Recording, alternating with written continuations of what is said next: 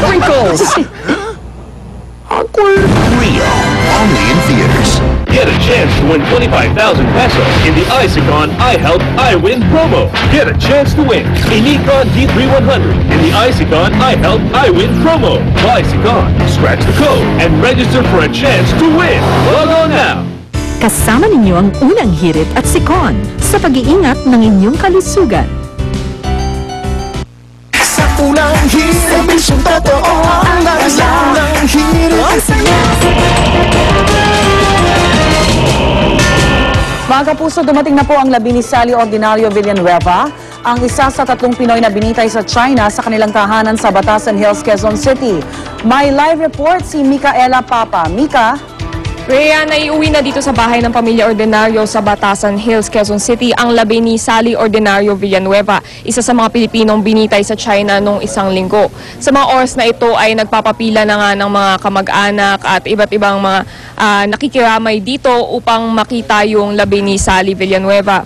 Natagalan ang paghahanda sa labi ni Sally sa Tahuna Funeral Parlor sa Commonwealth, Quezon City dahil sa frozen pa ito ang labi ni Sally mula nang umuwi mula sa China. Kaya naman mula sa karaniwang 3 oras, inabot ng 8 oras ang pagproseso sa labi ni Sally. Ang Tahuna Funeral Parlor na ang sumagot sa mahigit 65,000 pesos na halaga ng funeral service. Pagdating dito ng Ataol, sinalubong ito ng pamilya, kapitbahay at mga membro ng Migrante at Gabriela grupo na magsasagawa ng maigsing programa ng pasasalamat sa mga nakikiramay kay Sally. At nang maiposisyon sa pinagbuburulan ang Ataol ay hindi na napigilan ng ina ni Sally na si Edith Ordinario na mapaluha sa hinagpis. Tila nagbalik raw ang galit ng ina sa pagbitay ng anak na aniya ay inosente.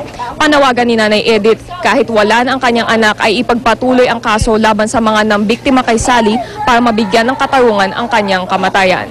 Yan ang latest mula dito sa Batasan, Quezon City. Balik sa Rhea. Maraming salamat, Micaela Papa. Samantala, samahan po natin si Suzy. Thank you so much, Rhea. At mga kapuso, second quarter of 2011 na. At sa dami ng bagong gadgets na lumalabas ngayon, updated pa ba kayo mga kapuso? Kaya ito na, latest ihirit sa atin ni Mr. Calvin Law, editor ng Pinoy Tech Vlog. Good morning, Calvin. Good morning, Suzy. Yan. Ano-ano ba mga pinakabagong gadget na meron tayo ngayon? Meron tayong mga bagong cameras, laptops, cellphones. Meron tayong handycam na kakaiba. Handycam na kakaiba. Anong gusto mo unahin? Sa cameras mo tayo. Ang ganda naman ito, girl na girl. Makulay. Pwede rin sa boys, ha? Pwede rin sa boys. Pwede. Well, ito makulay, di ba yung mga DSLR? Ano kulay yung madalas? Itim. Diba? Itim lang. So may mga nag-grab din ng makulay para hindi mo kang seryoso. That's Kasi pwede. marami ng casual photographers ngayon na gumagamit ang DSLR. Oo nga, no? Diba? So, ito, parang same features as any DSLR with the same features. Yes, as pero powerful pero ibang kulay. may kulay lang. Okay, sounds good. What else do you have? Meron tayong underwater camera, medyo luma, pero ito may 3D.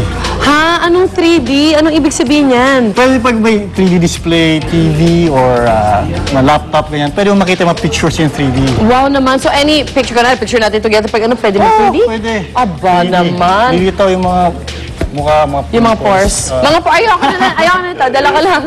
Pero ang galing nun, dimensional, multi-dimensional. What else do you have? Ito, may tayong camera na may interchangeable skins. Super cute. Diba? Pinoy na Pinoy. Yes, mahilig tayo magpalit-palit ng mga skins, diba, sa Yes. cellphones. Why not sa camera? Oo nga. Diba? So when you buy the camera, may extra skin May extra siya? skins na pwedeng palitan, depende sa kulay ng suot mo. Oo. Diba, ganun. So itong, the one with the Philippine flag, available din siya dun sa same shop where you buy the camera? Yes. All right.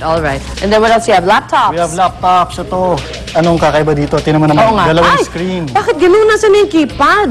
Ito yung keyboard niya, ha? Tinan mo. Hala, pang pelikula na ito, Yun. mga ganito. That's Virtual it, keypad. virtual keypad. Yes. Kamusta na ang touch typing ninyo sa virtual keypad? Dito niya practicein. Alright, so this one naman, what makes it special? Ito yung pinaka-slimmest na laptop na meron tayo. Tinan mo. Mas slim pa sa laptop ko. Sige nga, patry. Yan, tinan mo.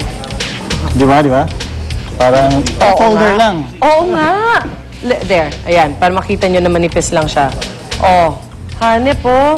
So, and it's also very light. Kasi a lot of, marami na mga tao ngayon, dinadala na nila everywhere yung kanilang laptop eh. So, at least parang hindi masyado masakit sa balikat when you carry, no?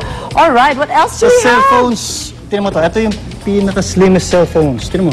Oo nga. Magaan din. O, yung magaang din. Magaang din. Bukod sa slim, magaan. And then, ano naman ang special dito? May HD TV, may 8 megapixel camera. 8 megapixel, Yes. okay. Tignan mo yung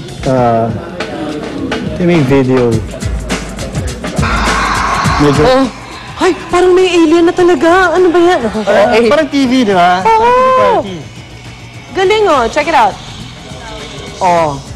Wow. Ganito rin kaya quality. Oh, unang hirit naman play natin. Dala lang. Sige, Oh, mamaya. eto naman. Ito, QWERTY keyboard lang na Android phone. Android phone na siya. Android phone. So, Marami na mga applications available ngayon for Android, marami na rin. Ito lang yung kakaiba dito since siya yung unang Android phone na ganito yung keyboard. Okay. Dati, regular keypad. or Okay. touchscreen. Alright. Ito naman yung sinasabi mo, yung pinagmamalaki mong kakaibang camera. Ito, handycam na to. May projector siya built-in. Projector nasan? Okay, here. Try mo. Try ko siya. Paano ba to? For example, may... Ito, video, wala naman bastos dito, no? Wala. Dalawa na joke. Puro unang minute yung kinuha. Yan. Tapos click mo yung projector. Kiklik ko ang projector. So, alright, so if you wanna play back of yung interview ni Igan kanina with Maring Winnie. Oh, Diba? ha? Parang Igan, kamusta yung interview mo kanina kay Maring Winnie? Okay naman, ganito siya. Pak! Biglang, that's awesome. Pero up to how big can you make it? Kumbaga, if ever pang chika, ganito lang para good Pang quality. small room siya, pwede. For example, diba, pag graduation, di ba? Binidyo mo, ayaw mo na maghintay may TV. That's right. Pakita mo kaagad. Ayun. See, there's Tita Winnie! Ang galing! Ayun. So, ito, actually, kumbaga, all of these gadgets, diba, available na siya before pa, pero ngayon, level up na talaga. Oo, may kakaiba talaga. Next level na Yes. talaga. AKA, may bago na naman pagkakasuhasan ang ating mga kapuso dyan. So, thank you so much, Calvin Law, for Thank you, being here with us Celine. this morning. Ayan, patalikod na lang kasi nagpo-projector ako. Ayan. Kaya hindi lang mga super techie mag-enjoy nito mga bagong gadgets na to, di ba? Kahit yung mga, huwag kayo matakot sa new technology, enjoy it and embrace it. Thank you so much, Calvin. Thank you, Ren. Magbabalik ang unang hirit. Unang hirit, ang saya-saya. Sa unang hirit, manggulat.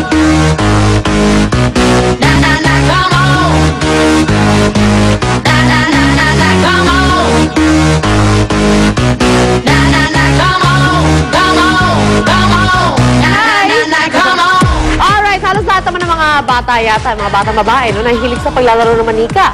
Pero alam niyo ba na para sa ating bisita ngayon, isang manika para sa kanya, yung mga manika para sa kanya, hindi lang isang simpleng laruan, kundi isang art form din.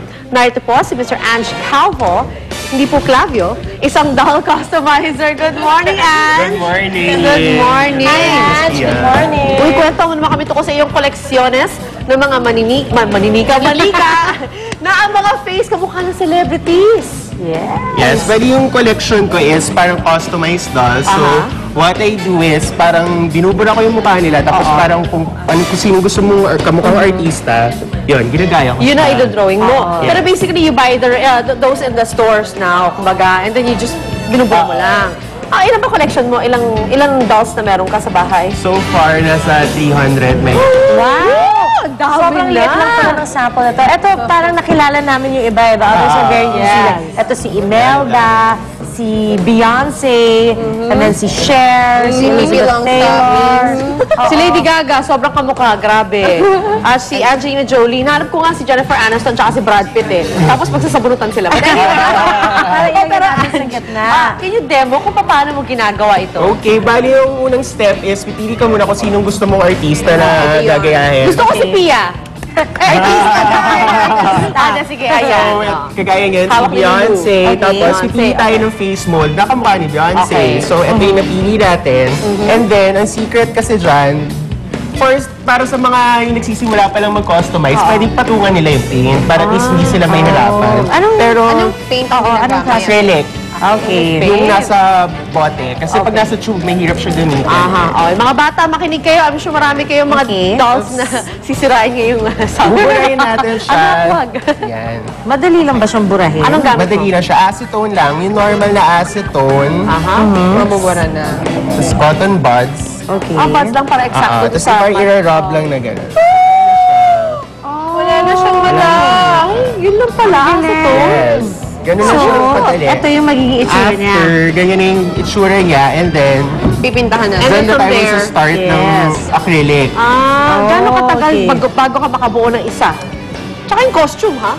Bali sa costume, siguro mga 3 araw. Ginagawa mo costume Yes. mismo?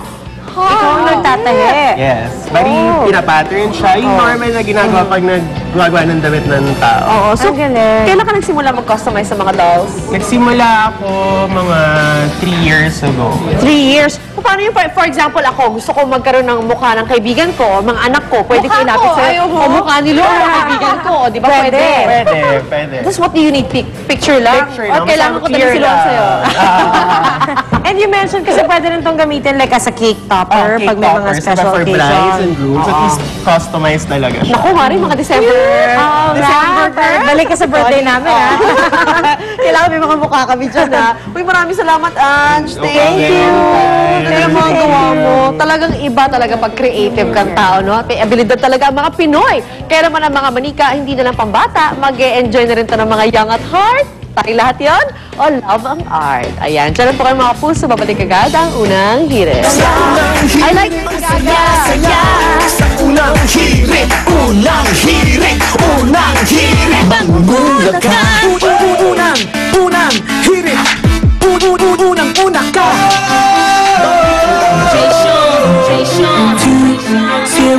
Maraming salamat sa aming sponsors, Ultra Mega Supermarket.